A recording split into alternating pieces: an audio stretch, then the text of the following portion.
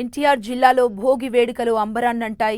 చిన్నా పెద్ద తేడా లేకుండా ప్రజలు భోగి మంటలు వెలిగించి వేడుక చేసుకుంటున్నారు.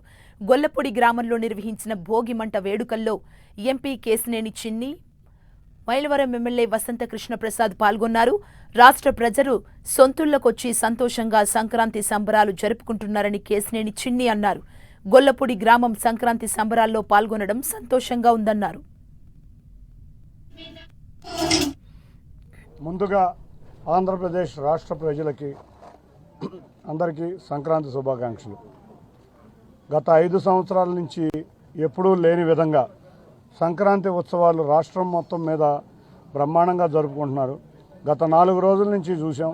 నేషనల్ హైవే హైదరాబాద్ ట్రాఫిక్ రోడ్లు మరిపించినట్టు అన్ని వాహనాలు రకరకాల రాష్ట్రాల నుంచి దేశాల నుంచి కూడా ఆంధ్రప్రదేశ్ ప్రజలు తమ కుటుంబ సభ్యులతో సంక్రాంతి వేడుకలు జరుపుకోవాలని ఆంధ్రప్రదేశ్కి రావడం చాలా ఆనందం. ఎందుకంటే గత 5 సంవత్సరాలు వాళ్ళు చాలా కోల్పోయారు.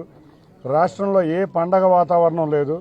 ఇవాళ కూటమి ప్రభుత్వం అధికారంలోకి రాగానే నారా చంద్రబాబు నాయుడు గారి నాయకత్వంలో ఆంధ్రప్రదేశ్ రాష్ట్రం ప్రతిరోజు ఒక పండగ వాతావరణం నెలకొనుంది.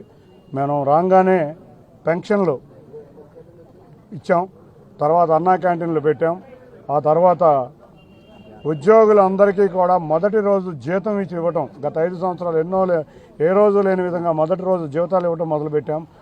ప్రతి ఇంటికి గ్యాస్ సిలిండర్ 3 సంవత్సరానికి 3 గ్యాస్ సిలిండర్లో మొదటి గ్యాస్ సిలిండర్ కూడా విడుదల చేయడం జరిగింది.